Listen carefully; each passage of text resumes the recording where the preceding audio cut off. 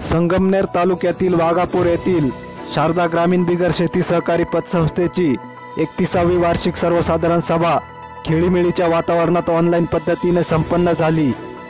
यावेळी Ramdas Patil Wagh, chairman Rohidas Rane sir, Balasaheb Shinde, advocate Machhindra Shinde, Mandatai Wagh, Sunil Shinde, Santosh Shinde, Karbhari Navale saheb, Jayram Kharde sir, Parshuram Kale, Latatai Shinde, Sopan Kharde, Laxman Wagh, Sharad Shinde, Sahebrao Shinde, Abasaheb Chattar, Sanjay Sable, Anand Sable, Manohar Kotkar, Jalinder Wagh, Ganpatrao Kharde, Rajaram Shinde, manager Roham saheb व आदी मान्यवर तसेच कर्मचारी वृंद उपस्थित होते। सलीम शेख सह प्रतिनिधी हुसेन पटेल, संगमनेर। आयोजित केले आहे तरी सर्व सभासदांनी वेळेवर उपस्थित सहभागी होऊन व्हावे ही नम्र विनंती। सभेपुढे येणारे विषय माननीय अध्यक्ष साहेब यांना अध्यक्षस्थान स्वीकारण्यास विनंती करणे, मागील वार्षिक सर्वसाधारण सभेचे प्रोसिडिंग वाचन कायम करणे, सन 2020-21 या कालावधीतील अहवाल ताळेबंद पत्रक नफा पत्रक वाचून मंजूर करणे, माननीय संचालक मंडळाने शिफारस केलेला सन 2020-21 नफा वाटणीस मान्यता देणे। विषय क्रमांक 5 सन 2020-21 या कालावधीमधील सरकारी ऑडिट मेमोची नोंद घेणे। विषय क्रमांक 6 सन 2021-22 या वर्षासाठी तयार केलेल्या अंदाजपत्रकास मान्यता देणे। विषय क्रमांक 7 अंदाजपत्रक हे खर्चापेक्षा जास्त झालेल्या खर्चास मंजुरी देणे। विषय क्रमांक 8 सन 2020-21-22 सालाकरिता लेखापरीक्षकाची नेमणुकीस मंजुरी देणे। विषय क्रमांक 9 नियमित करदारांना विवेक देण्याबाबत सर्व सन्माननीय उपस्थितांच्या समोर गेल्या 9 महिन्यांच्या प्रगतीचा आलेख वाचताना मला विशेष आनंद होत आहे। गेल्या 1.5 वर्षापासून कोरोनाचं संकट आपल्या समोर आहे, अर्थव्यवस्था ढासळली आहे। अशा वाईट परिस्थितीत सुद्धा संस्था प्रगती पथावर आहे। अशा परिस्थितीत 2 कोटी ठेवी वाढून त्या 17 कोटीपर्यंत गेल्या। या संस्थेचे मार्गदर्शक, संचालक मंडळ आणि कर्मचारी वर्ग यांचा स्नेहाचा वाटा आहे। या ठिकाणी एकटी व्यक्ती हा महारथ चालू शकत नाही। अतिशय कमी कालावधीत जास्त चांगले काम आणि मला ज्या त्रुटी आढळल्या त्या सर्व दूर करण्याचा मी प्रयत्न केला। कर्ज वाटप 11 कोटी 42 लाख, त्याचबरोबर जिल्हा बँक आणि अमृतवाहिनी बँक याच्यामध्ये 8 कोटींच्या ठेवी आहेत।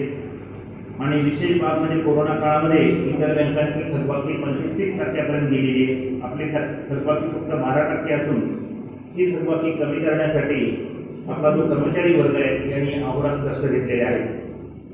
नफा 18,66,433 आहे। सर्व तरतुदी वजा जातात आणि गेली 5 वर्ष आपल्या संस्थेला अवर्ग मिळालेला आहे।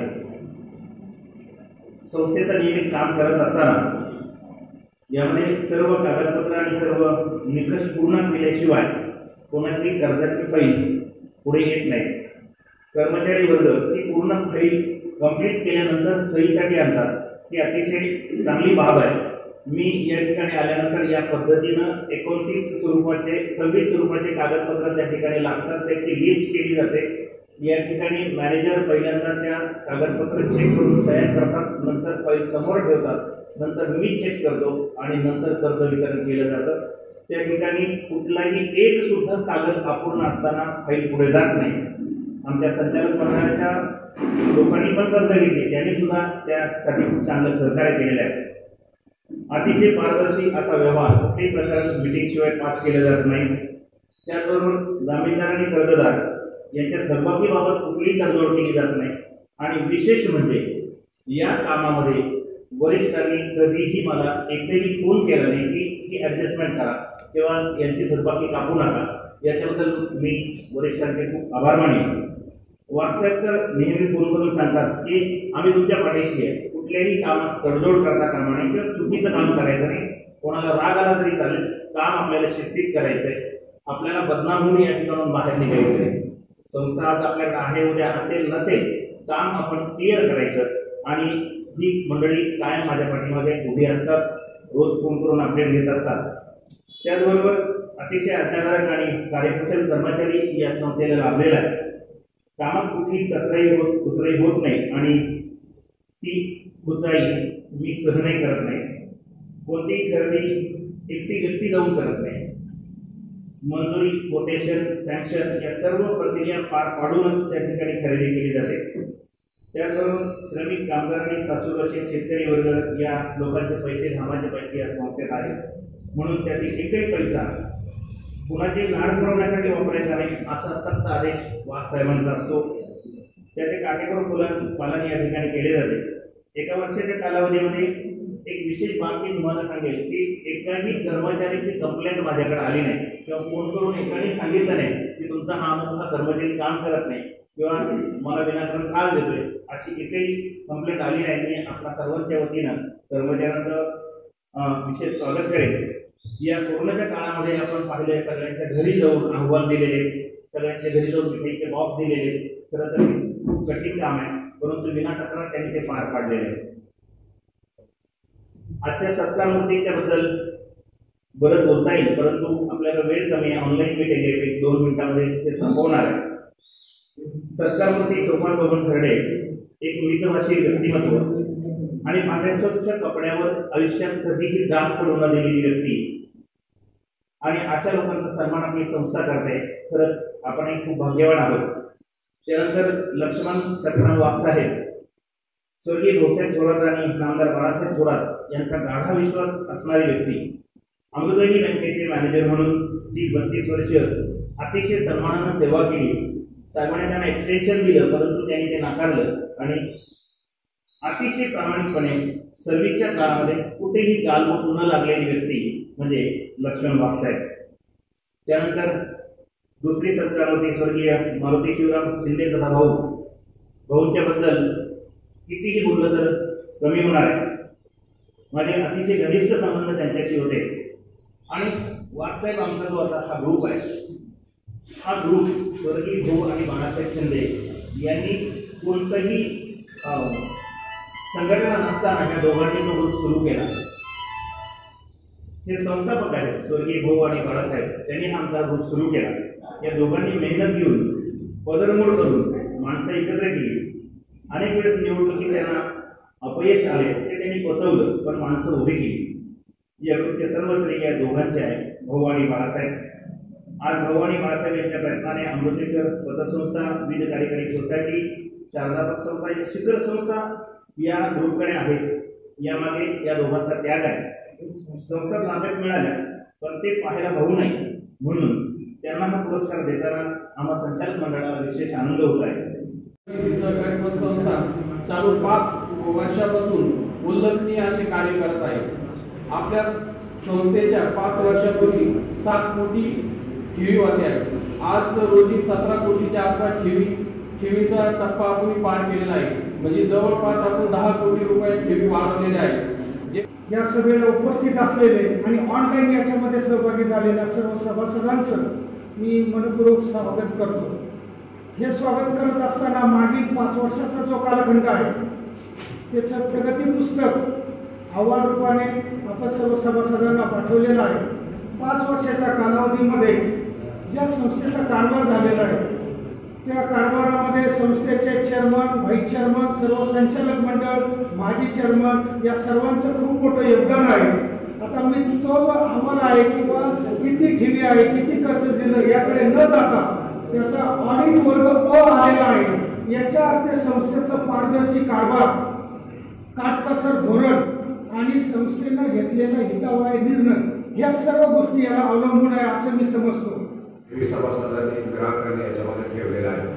यामध्ये सभासदांचं आणि ग्राहकांचे फार मोठं योगदान आहे, ते नाकारून चालणार नाही.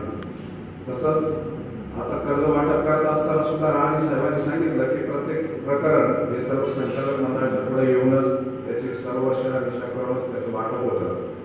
आणि हे वाटप करताना जे ठेवीदार आहे त्याचं हित जपण्याचं काम त्यामध्ये केलं जातं. कर्ज जेव्हा ठेवीदार ठेवतो, आपल्या संसाराचा गाळा हाकत असताना जी काही कोणती बाजूला पडते आणि मग ती ठेवताना तो थोडासा विचार करतो की आपल्याला कुठं आपली सुरक्षित राहील आणि याच्यातून आपल्याला परतावा सुद्धा कुठून चांगला मिळेल. आणि त्यावेळेस नक्कीच अशा ठेवीदाराच्या समोर शारदाचं नाव समोर आल्याशिवाय राहत नाही.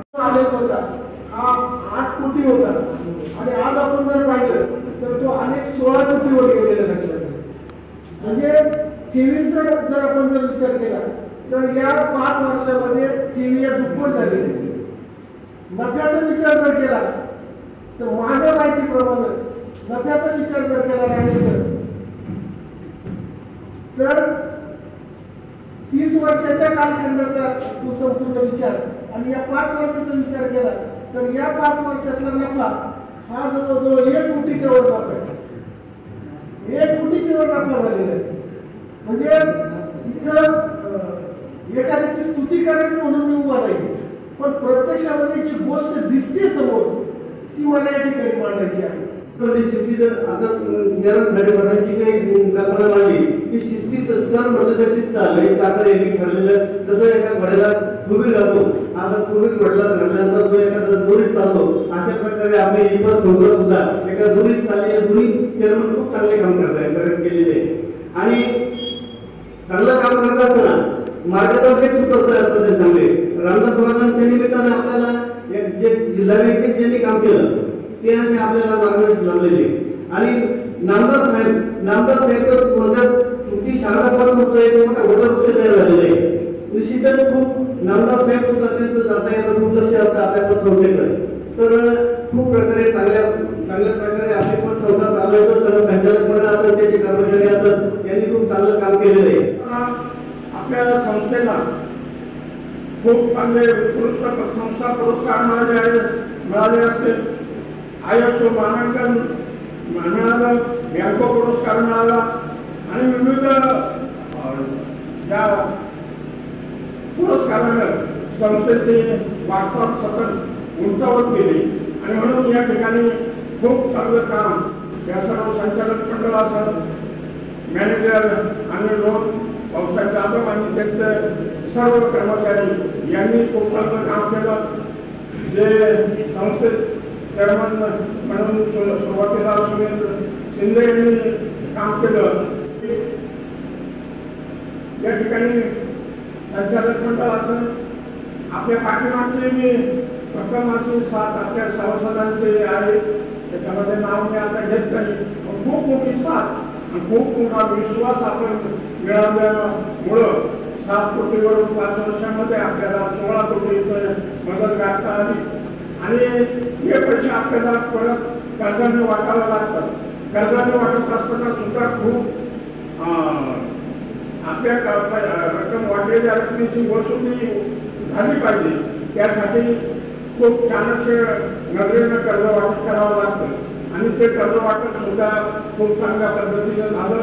वसूल सुद्धा चांगल्या पद्धतीनं होतोय आणि म्हणून आपली संस्था ही दरवर्षाला पुढे जाताना दिसत आहे. आणि म्हणून सर्व संचालक मंडळ असेल, सर्व कर्मचारी असतील, सर्व सभासद असतील, या ठिकाणी व्हाईस चेअरमन म्हणून काम केलेले चंद्रवाग असतील, सर्व संचालक मंडळ,